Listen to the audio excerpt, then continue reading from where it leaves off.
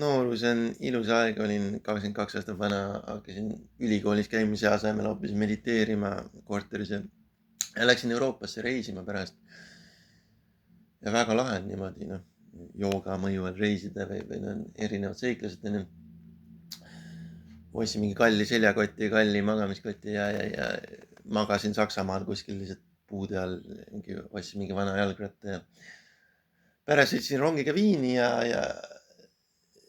Viinis siis mõtlesin, et noh, hakkaks seal mingi jälle pokkeri mängima, online pokkerit ja mega hästi läksin kohe mingi hästi kõrgele ja panin $500 sisse ja ikka sain mingi 2 kuud elasin, mõlemal kuul sain mingi 2-3 tuhat on ju seal ja noh, selle kõik kulutasin ära muidugi seal kõik selle, no peaaegu kõik on ju, elasin mingi meeletult kallist elu selles mõttes enda mõttes.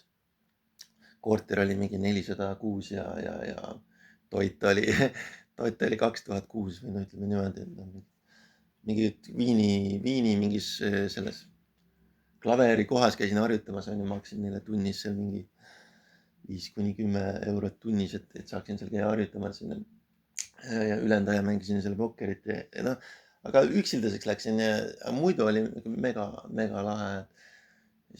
Võtsin lennuki Tallinna tagasi ja noh, noorena inimene tahab selliseid asju teha. Et noh, nüüd tagantjärgi mõtled, on ju, et oleks võinud, on ju, kokku hoida raha, aga siis oli need, viiskasid diilerile ka veel mingi läbi kasiino mingi $12, et noh, super, on ju. Naljakas on, ise võida mingi 4000 ja siis diileri on $12, et noh, aga nad ise olid seda meelt ka, need kasiino, need tegi kohe mingi uusi paremaid pakkumised, see oli see Platinum Hunt oli, 88 oli ta kasiino. Et kui sa said Platinum staatuse kokku, siis said mingi mega rakeback'i said ka seal veel mingi 30% või 33%. Ja noh, see oli suur raha selles mõttes. Jah, et see oli ikka väga ammu, see oli 2013 vist või. Et olid ajad ja ma mäletan, kui legendaarne see kõik oli, võtsid selle lennuk Tallinna tagasi ja mingi 120 eurot vahet pole, on ju. ja tuleb koju mingi rikas manti täis, mingi spordikott, on ju. Igast mingi klaveri, mingid noodid sealt kohalikud need ostetud ja mingid need spordiasjad ja mingid raamatud, mis ma kõik olin tellinud sinna korterisse ja igast värki ja et noorena noh, tahad kogeda siukseid asju, et noh, tagantjärgi vaatad, et oleks võinud ju kõrvale panna raha ja mõistlikult noh, tegutseda, aga noh, sa ei taha siukest elu elada, vaata, nad ainult säästad, on ju. Kes ei tahab siukest elu elada, eriti noored, on ju. Ja paningi veel edasi, on ju, nad juba mingi Soome ja India ja noh, noor elab niimoodi, et homsele väga ei mõtle ja noh, see on ilus aeg selles mõttes, et nüüd juba keskiga hakkab liginema, nüüd on niimoodi, et noh, et 10 senti jälle tuli intress, on ju. 10 senti on juba üks pahin, on ju.